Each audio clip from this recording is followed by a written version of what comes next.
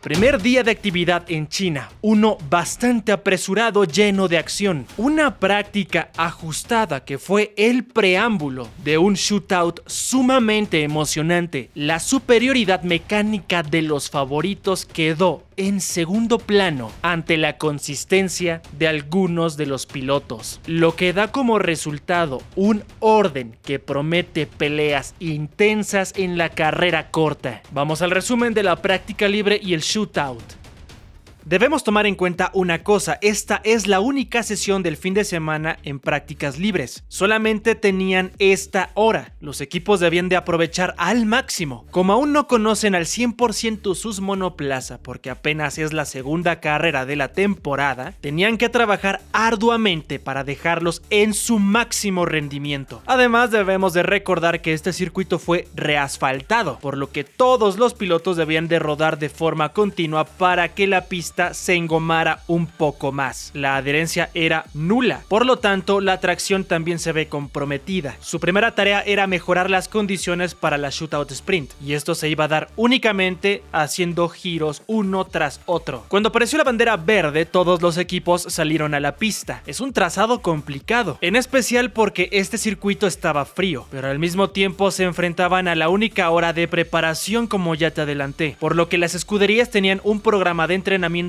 mucho más agresivo. Evitar errores y realizar ajustes lo más rápido posible era imperativo para realizar varias pruebas, y casi al final, con el balance que eligieran, su rango de error fuera mínimo, en el mejor de los casos, evidentemente. En los primeros minutos vimos una imagen que se repitió bastante en Australia y que seguía haciéndose presente en China. Liam Lawson sufría para controlar su RB21 y con una sola sesión de libres, el equipo austriaco debía encontrar una solución rápidamente, o sería un fin de semana muy complicado para el neozelandés. La presión mediática a la que se enfrenta Lawson es masiva y los austriacos no le están ayudando en lo más mínimo a dar vuelta a esta situación. Seguimos adelante. Todos los pilotos comenzaron con compuestos medios. Desde el inicio, los corredores probaron vueltas de clasificación, pero nadie lograba marcar un tiempo limpio debido al intenso tráfico, que evidentemente también iba a ser un factor a considerar muy importante para la misma shootout sprint, y por supuesto, los estrategas debían adaptarse. En los primeros 10 minutos los cronos cayeron rápidamente. Después de cada intento había un nuevo líder. Faltando 49 minutos para el final, Piastri lideraba con el 1:33.336. Tiempos aún altos, pero la evolución del trazado era claro y los registros bajaban aceleradamente. Prueba de ello era que cada récord se superaba de inmediato. A los 15 minutos después de que iniciara esta actividad continua, el nuevo líder era el británico George Russell, con un tiempo de 1:33.017. No dejábamos de ver acción en el circuito, y debido al poco tiempo que existía antes de la primera sesión importante como lo es la shootout, los pilotos no arriesgaban demasiado, pero esto no evitaba que llegáramos a presenciar algunos errores, aunque sin consecuencias mayores, por supuesto. Faltando 20 minutos se bajó al 1:32, un dato que nos mostraba que ya empezaban a incrementar la intensidad los pilotos. El primero en romper esa barrera fue Charles Leclerc, pero su tiempo fue superado de inmediato por George Russell, quien marcó el 1:32.377, mejorando en 500 milésimas el tiempo del monegasco. Con 37 minutos restantes, casi todos los pilotos entraron a los pits para optimizarlos, hacer algunos cambios en el balance, la configuración general de los autos. Los únicos en pista a estas alturas eran Tsunoda y Bortoleto, mientras que el resto trabajaba con sus ingenieros. De momento el top 10 era Russell, Leclerc, Hamilton, Antonelli, Verstappen, Piastri, Norris, Sainz, Tsunoda y Albon. Una combinación interesante entre varios equipos. Algo que llamaba poderosamente la atención era el ritmo nulo de Lawson, a más de un segundo del líder en la 17ª posición. Parecía que el piloto neozelandés no lograba dominar su auto. Todo esto a pesar de algunas de las mejoras que se le habían montado en su monoplaza. Un inicio muy complicado para quien es la apuesta de Christian Horner, Horner. Poco a poco, los pilotos volvieron a salir de pits para probar cambios en la configuración de los autos. Parecía que utilizarían la segunda mitad de la sesión para probar tandas largas, ya que los tiempos aumentaron más de un segundo, lo que indicaba tanque lleno. Un paso lógico, pues necesitaban evaluar si esta puesta a punto sería efectiva para este fin de semana, donde hay muchos puntos en juego. La curva número 14 era un problema para todos los pilotos hasta este momento. Se iban largos y no lograban encontrar el punto exacto para atacarla correctamente. El viento comenzó a empeorar, lo que provocó que los corredores perdieran el control al atacar cada una de las curvas. Estas prácticas eran clave para evaluar el impacto de este factor, ya que era preferible perder una vuelta aquí que en la clasificación, evidentemente. Faltando 22 minutos, el top 10 se mantenía, no veíamos cambios en absoluto. Los pilotos entonces comenzaron a hacer sus pruebas con tanques llenos, como ya te había comentado. Parece que sería una hora tranquila en general, aunque 2 minutos después estuvimos a punto de ver un accidente. Charles Leclerc se salió en la curva número 1 debido a una fuerte ráfaga de viento que golpeó su SF25, enviándolo directamente a la grava. Afortunadamente solo fue un pequeño susto para el corredor de Ferrari y no pasó a mayores, aunque el viento se volvió un factor a considerar muy importante. Es en este punto, en la parte final de la sesión, cuando algunos de los corredores comenzaron a quejarse de que después de las 19 vueltas, los neumáticos empezaron a generar graining, especialmente en el delantero izquierdo. Sufrían bastante desgaste en esa goma en particular. Faltando 13 minutos para el desenlace, se presentó la primera pausa en el trazado. Se activó el protocolo de bandera roja. El Alpine de Jack Doohan sufrió un problema eléctrico que lo obligó a abandonar la sesión de prácticas, y esto por supuesto que condiciona totalmente su adaptación al circuito. Le espera un reto interesante al australiano. La ausencia de la bandera verde fue breve, pero al reiniciarse la actividad solo quedaban 9 minutos para que todo finalizara. Todos montaron neumáticos rojos para iniciar simulaciones de clasificación. Aquí vimos el verdadero potencial de los equipos y los tiempos bajaron drásticamente. El primero en abrir vuelta rápida fue George Russell, seguido por Leclerc, quien marcó récord absoluto en el primer sector y recortó bastante a los demás. Los tiempos comenzaron a mejorar sustancialmente. Luego de varias vueltas, el nuevo líder era Leclerc, que estaba mejorando también su propio tiempo, con el 1:32.103, seguido de Norris y Hamilton. En el último minuto, los pilotos intentaron marcar su mejor vuelta. Necesitaban ejecutar un giro perfecto porque llegamos a ver ciertos errores, especialmente en el sector número 1. Se esperaba un crono mucho más competitivo y es justo lo que pasó. En este lapso, Lando Norris estableció una referencia impresionante. Cronometró el 1:31.504, demostrando una vez más la capacidad del MSL39. McLaren estaba haciendo la referencia de manera clara. Norris y Piastri se proyectaban como favoritos. La bandera a cuadros se hizo presente en Shanghái y es así como llegamos al final de las únicas prácticas libres de este fin de semana. El top 10 quedó de la siguiente manera: Norris, Leclerc, Piastri, Hamilton, Russell, un sorpresivo Nico Hülkenberg en sexto, seguido de Albon, Alonso, Antonelli y Tsunoda. Era momento de ir a la shootout sprint, la clasificación que nos iba a dar el orden de salida para la carrera corta, una sesión que nos iba a mostrar la realidad. Pero antes de pasar con lo más importante, recuerda suscribirte para que siempre estés bien informado. De esta manera tendrás las notificaciones cuando publiquemos nuevo video. Deja tu like, eso nos ayuda bastante a ser compartidos. Sigamos con este resumen.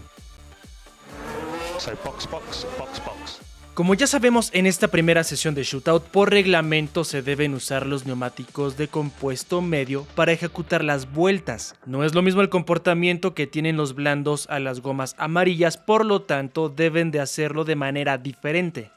No limitarse únicamente a un intento. La exigencia obligaba a los corredores a dar vueltas continuas, y es que todas las organizaciones estaban sufriendo bastante para colocar en temperatura los neumáticos. Solo los MSL39 mantenían cierta eficiencia en ese sentido. Por esta razón, Lando Norris y Oscar Piastri comenzaron a mostrar una ventaja importante. Esto fue desde los primeros intentos. El primer corredor que abrió giro fue Max Verstappen. Dar una vuelta sin errores era sumamente difícil, porque todos los autos, sin excepción, mostraban una tendencia al sobreviraje. El viento y la poca adherencia incrementaban la dificultad del paso por curva, al punto en el que daba la sensación que en cualquier momento íbamos a tener bandera amarilla en el trazado. Controlar los monoplaza estaba siendo un reto absoluto. Seguimos adelante. El tiempo inicial de los equipos líderes fue el 1:32.329 del neerlandés, aunque Hamilton pudo recortarlo al 1:32.229. Llegamos a pensar en una potencial igualdad en la lucha de la cima, pero cuando faltaban 6 minutos para que terminara el primer filtro, Piastri demostró el nivel de su McLaren, recortando medio segundo la referencia. Era impresionante ver esta disparidad con el 1:31.723. Lo que llamaba mucho más la atención era ver que lo logró con apenas su segunda vuelta, cuando muchos apenas estaban logrando estar en el rango del 1:32 bajo. Pero a pesar de este tiempo de miedo, su compañero de equipo, Lando Norris, se quedó muy lejos, y esto fue por errores del mismo británico. La pelea en la zona media también era muy intensa. Nadie quería ser descartado en esta primera instancia, y faltando 2 minutos, los eliminados hasta ese momento eran Tsunoda, Sainz, Berman, Bortoleto y Ocon, todos con una oportunidad de ejecutar otro giro, buscando así el pase. En los últimos segundos logramos ver una evolución positiva del circuito, con un mejor desempeño de todos los pilotos cerrando sus vueltas. El rango de error era mínimo, muy reducido para quienes estaban arañando esa última posición de pase. Liam Lawson era uno de los hombres que estaba peleando por mantenerse activo más allá de solamente la Q1, pero el neozelandés simplemente no ha podido encontrar la puesta a punto correcta, con un auto sumamente complicado de conducir, un RB21 que únicamente lo lleva al máximo nivel un solo corredor. Vimos muchas sorpresas por el buen desempeño de algunos de estos protagonistas, además de la eliminación de otros que parecían ser más competitivos. Oliver Berman y Gabriel Bortoleto fueron las grandes revelaciones de este primer filtro, con un pase que nadie imaginaba. Evidentemente, la otra cara de la moneda fue Lawson con su último puesto. Los descartados fueron Doohan, Gasly, Ocon, Hülkenberg y Lawson. I am stupid. El circuito estaba mejorando. Gracias a esto, el colocar en temperatura los neumáticos comenzó a ser menos complicado, pero evidentemente todavía era un factor difícil de resolver, especialmente en los primeros intentos con los neumáticos medios. Para esta Shootout Q2 aún debían de montar gomas amarillas, lo que significaba una vez más que íbamos a ver vueltas continuas, y por supuesto daba lugar a una eliminación que se iba a definir en los últimos segundos. Cuando la bandera verde se anunció en el trazado, los pilotos salieron de inmediato, con los Mercedes liderando la fila, seguido de Verstappen y luego ambos McLaren. Ferrari tenía esta tendencia de tratar de aprovechar al máximo la temperatura en el asfalto, lo que se puede aprovechar mejor luego de que sus rivales cierran sus vueltas. Y a pesar de que la adherencia incrementó progresivamente en el trazado, todo seguía siendo un reto total en las curvas. Necesitaban mucha precisión al momento de ejecutar el cambio de dirección y debían de presionar el acelerador con muchísima afinidad. Un pequeño error, por más diminuto, podía provocar que el tren trasero se perdiera por completo. Los candidatos al top 5 progresaron de manera importante en el trazado, llegando a mejorar mucho las referencias del primer filtro. Verstappen conseguía el 1:31.521, lo que significaba un muy buen avance, pero una vez más, Norris destrozaba los 3 sectores, llevando a su MSL39 a la primera posición, con un tiempo que recortaba medio segundo el crono del neerlandés. Lando se quedaba con el 1:31.174, una muestra clara de la superioridad abrumadora. Mercedes era uno de los equipos que estaba en tierra de nadie, porque estaban detrás de los Ferrari y el Red Bull de Verstappen, y aunque su potencial no era el suficiente para igualar igualarlos, tampoco tenían riesgo de perder ante los Williams, que estaban luchando directamente por el top 6. Cuando faltaban 3 minutos para ver la bandera a cuadros, en este momento la brecha del líder con los demás era inmensa. El único rival de Norris era Piastri a 188 milésimas, mientras que pilotos como Russell, Hamilton, Leclerc y Antonelli estaban a casi un segundo. Aún contaban con ese último intento de giro, pero seguían pasándola mal con la temperatura de los neumáticos. Muchos de estos corredores reportaban poca tracción. A falta de 2 minutos inició la última vuelta. La definición de los descartes en esta Q2 se iba a dar con Albon, Alonso, Hadjar, Berman, Tsunoda y Stroll en peligro. Y en medio de toda esta acción logramos ver un ejemplo de trabajo en equipo con los RB, en donde Hadjar dio rebufo a Tsunoda para que consiguiera más velocidad punta, y con esto evidentemente el pase, lo que al final dio resultado. Una de las revelaciones importantes que se dieron antes de la Q3 fue que muchos comenzaron a encontrar ese punto de funcionamiento correcto de los neumáticos, por lo que se dieron recortes importantes, con Hamilton, Leclerc y Verstappen acercándose un poco, aunque todavía estaban muy lejos de los McLaren. Los eliminados fueron Alonso, Berman, Sainz, Bortoleto y Hadjar. La sorpresa, por supuesto, fue el descarte de los dos españoles. Lo mejor estaba por venir en la definición por la pole position, de cara a la carrera sprint.